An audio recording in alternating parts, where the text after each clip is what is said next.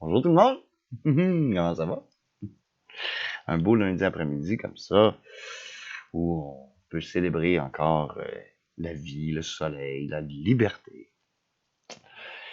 Ça va être une longue capsule. Peut-être que je vais la faire en plusieurs sections parce que il y en a pas mal long à dire. C'est un message qui s'adresse à la fois aux écologistes, à la fois aux fondamentalistes religieux, et puis à qui aussi? Ben, aux mondialistes, finalement, puis même aux extraterrestres. Vous allez dire, bon, où c'est qu'il va s'en aller avec ça, lui? Puis en fait, je me pose la grande question, quel titre je vais donner à cette vidéo? J'en ai aucune d'idée, parce que ça va être fucked up.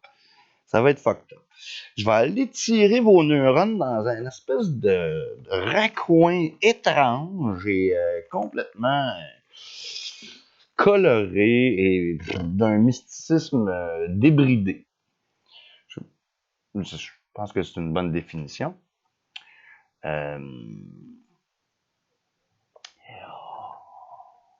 On a en ce moment un problème.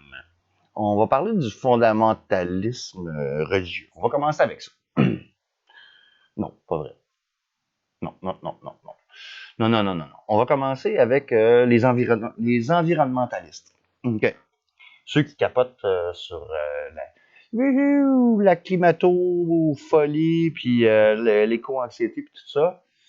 Je pense qu'on a un problème de géophysique. C'est-à-dire que c'est pas le climat, on le sait. On sait que c'est la manipulation du climat en grosse partie, de façon locale, avec toutes les technologies de modification du climat et de géo-ingénierie. On sait que les feux de forêt qui se sont tous déclarés en même temps, en quelques minutes, combien? 15, 20, 25, 30 feux de forêt, je sais pas. Mais tout a démarré en même temps. Et puis à cause de juste cette étincelle, en fait, c'est peut-être l'étincelle de l'esprit qui va allumer vos consciences. Hein? De se rendre compte que, ah, OK, c'est pas Gaïa qui fait ça, c'est pas arrivé tout seul. C'est pas arrivé tout seul. Hein? On a un problème avec la Terre. On a un problème avec la Terre, et puis elle n'est pas contente. Elle n'est pas contente.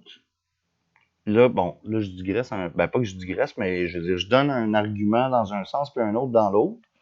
Mais si on laisse faire l'activité humaine, puis qu'on parle juste de Gaïa, il y a un phénomène, il y a des phénomènes géophysiques et astrophysiques finalement qui se passent en ce moment. D'ailleurs, pourquoi Mars serait-elle en train de subir du réchauffement climatique? Certainement pas à cause de l'activité humaine. Tu sais. Je veux dire, à moins que, je sais pas moi, Elon Musk soit en train de faire des burns avec son char électrique. Peut-être qu'il crée du CO2, tu sais, sans le savoir à travers sur Mars. Tu sais, je sais pas. Je sais pas c'est quoi. En tout cas, il va peut-être avoir un ticket de parking parce qu'il devrait être en double là, tu sais, depuis longtemps. Fait que s'il y a un bonhomme vert, tu sais, à Montréal, quand il y avait les tickets qui passaient, ben il y avait le bonhomme vert qui passait, puis il donnait des tickets, tu sais, c'était stationné en double pendant trop longtemps. Bon, ok, trêve de plaisanterie, de conneries pures. On va parler pas de géo-ingénierie, mais de terraformation. Wow! Hey! La terraformation! Hey, attends une minute. Hey, terraformation. J'en ai déjà parlé. Il faut que je répète, parce que vous êtes lent à comprendre, comme disait Jésus. Vous êtes lent à comprendre. Donc, la terraformation.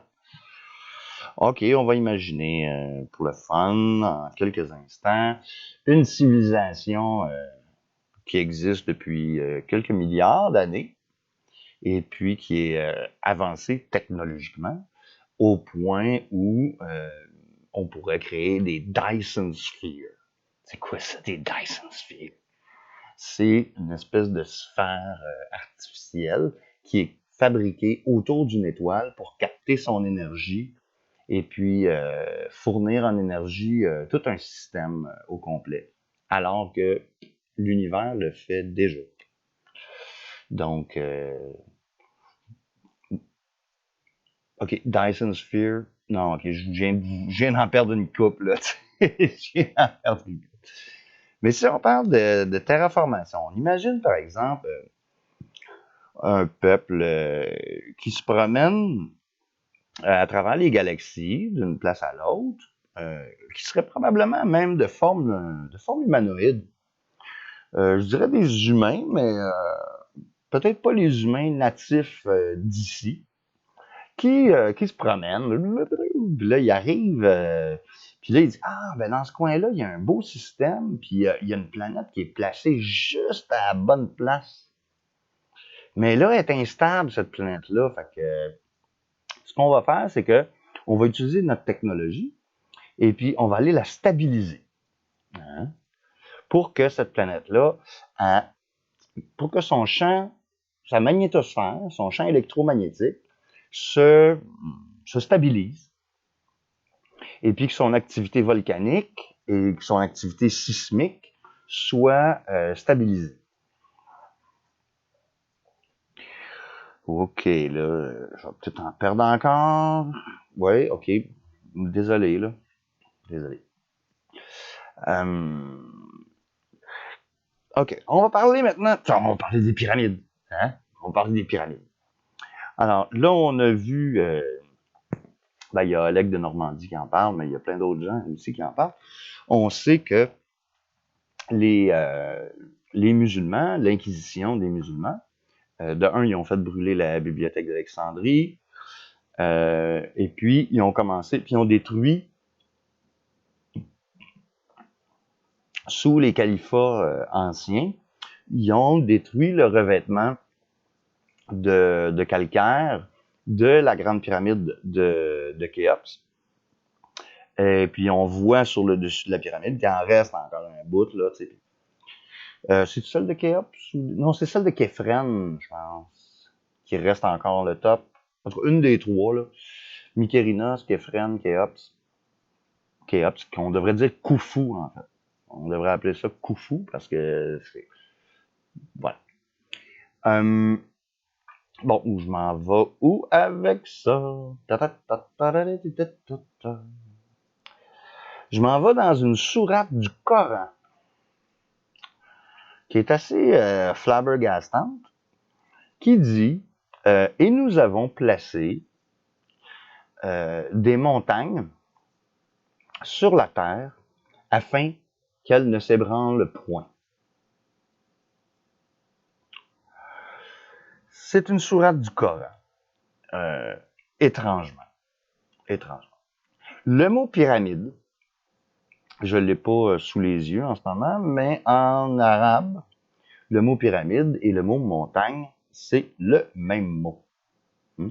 Parce que, tu sais, on peut dire, mettons en grec, on pourrait dire pyramide, donc feu au centre. Feu au centre. Un volcan, c'est quoi? C'est feu au centre. Et puis, une montagne, un volcan, une pyramide, c'est à peu près le même mot. Mais quand ils disent, nous avons placé sur la terre des montagnes afin qu'elles ne s'ébranlent point. Et puis on sait que les pyramides sont installées sur des failles sismiques. Et puis, par exemple, autour du volcan Etna, en Italie, il y a 21 petites pyramides autour d'une montagne de feu. Donc, l'activité sismique, l'activité volcanique sont impliquées dans ça. Ce qu'on sait, c'est que le quartz qui est utilisé, en fait, il y a du quartz à l'intérieur de la pyramide, des pyramides, parce que là, je vais pouvoir parler, On va parler de l'énergie. On va parler de l'énergie libre. Mettons qu'on va appeler ça l'énergie douce. Ça va être plus simple. Donc, on sait qu'il y a 49 pyramides en Chine. Il y en a 61 en Égypte. Il y en a 29, je pense, ou 27 au Soudan. Il y en a, on ne sait pas encore combien en Amérique centrale. Et puis, il y a plein d'autres trucs, des sites mégalithiques. Les sites mégalithiques. D'ailleurs, Karnak, en ce moment, est en train d'être détruite pour une construction étrange qui sert à rien. Puis, pourtant, c'est un site qui est protégé par l'UNESCO. Là, il y a les... OK, je parlais du quartz. Okay. Le quartz, quand tu le coupes sur un certain angle, il est photoélectrique. Donc, tu y envoies de la lumière, puis il va donner de l'électricité. C'est avec ce principe-là qu'on fait de l'énergie photovoltaïque, donc des panneaux solaires. Si on l'utilise dans la même angle de coupe, mais on l'utilise dans l'autre sens, on y met de l'électricité, il va émettre de la lumière. Donc, l'équivalent d'une diode électroluminescente, là, une DEL. C'est une DEL. Une LED en anglais, puis une DEL en français. Je ne sais pas pourquoi les Anglais sont tout le temps à l'envers. Regarde. Si on le coupe dans un autre axe, on va avoir ce qu'on appelle la piézoélectricité. Bon, on sait c'est quoi de la piézoélectricité? Ceux qui ne le savent pas, je vais vous expliquer rapidement. La piézoélectricité, c'est de l'énergie mécanique. Quand on comprime le quartz dans un certain angle, il va lâcher un arc électrique. Comme un lighter à barbecue qui fait clic. Il y a un petit morceau de quartz là-dedans. Puis ce petit morceau de quartz-là, quand tu le comprimes, crouch, mais il fait un arc électrique. Les montres à quartz aussi fonctionnent de la même façon. C'est piézoélectrique. Piézoélectrique. Ce qui est fascinant avec ça, c'est que quand tu comprimes, ça donne de l'électricité. Et puis, quand tu y envoies de l'électricité, ben là, ça le fait vibrer mécaniquement. Un peu comme, tu sais, ces patentes-là, là, tu sais, ces affaires-là qui servent à peu près à rien, quand ça fait vi, là, tu l'éteins, là, parce que tu me cries ça à la paix, tu sais. Bon, mais cette vibration-là est créée, c'est l'électricité qui rentre dans un espèce de vibrateur, tu sais. Donc, ça peut être créé, il y a plusieurs façons de le faire, là, mais ça peut être la piézoélectricité aussi. OK. Donc là, on comprend la différence entre l'électricité photovoltaïque et puis l'électricité piézoélectrique. On imagine maintenant que, on l'imagine, on sait que la pyramide, mettons, de Khéops, elle a une dalle. Il y a une dalle qui est faite en pierre, métamorphique. Hein? La pierre métamorphique. Je pense que c'est géologie secondaire 1. OK? Fait que pierre métamorphique. Dans les pierres métamorphiques, il y a du quartz, il y a du feldspathe. Et puis, il y a des propriétés qui sont piézoélectriques. Aha! Propriétés piézoélectriques. Ensuite, par-dessus, la construction de la pyramide, tout l'édifice, c'est du calcaire. C'est du limestone. Fait qu'une pierre calcaire, elle va avoir des propriétés électriques différentes des pierres métamorphiques. Donc, il y a une différence de potentiel entre la dalle et la construction même de la pyramide. Tantôt, je faisais allusion aussi à l'aspect sismique. Puis, justement, Alec de Normandie en parle aussi à propos de la destruction des pyramides. Comme quoi, Hop, là, hop, je viens de pogner une bulle d'air, là. Ah. OK, on va laisser faire Oleg de Normandie. Euh, on sait aussi qu'il y a une différence de potentiel qui se crée entre les, les différentes parties de la pyramide, et puis qu'il y a le pyramidion aussi qui était souvent capé en métal. Donc, c'était lui qui canalisait l'énergie. Puis on sait qu'en dessous des pyramides, comme en Chine, il y a des rivières de mercure. À Teotihuacan, en dessous de la pyramide de Quetzalcoatl, il y a une rivière de mercure. Il y avait une rivière de mercure. Et puis, sous les pyramides d'Égypte, il y a des rivières souterraines. On sait que l'eau souterraine, elle a une charge négative, puis le ciel, lui, a une charge positive. Fait que l'ionosphère est en résonance avec la Terre à la grandeur de la planète. C'est comme, on est dans un gros résonateur. On est dans un gros résonateur, puis quand il y a un orage, ben là, les échanges énergétiques entre les ions positifs et les ions négatifs, ils viennent changer la polarité. Puis c'est pour ça, par exemple, qu'il y a des vers de terre qui sortent dès qu'il pleut à cause du changement de polarité des vers de terre et ils veulent chercher l'énergie négative, donc ils sortent de la terre quand il pleut. Et puis, on peut le faire avec une batterie. Quand tu plugues une anode puis une cathode dans le sol, pendant que le sol est mouillé, et puis que tu plugues une batterie de char dedans ou que tu plugues de l'électricité, les vers de terre, ils vont tout de suite sortir. Ils vont tout de suite sortir. Puis ils vont sortir d'un côté, je pense, soit du négatif ou du positif, là, mais ils vont sortir plus d'un côté que de l'autre. Donc, pas besoin de creuser les vers de terre, ils vont sortir de terre.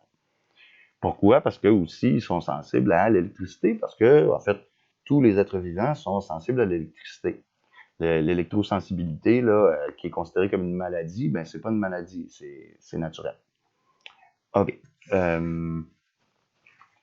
Là, ce que je voulais parler, c'est ça. C'est l'énergie sismique. OK, bon, l'énergie sismique.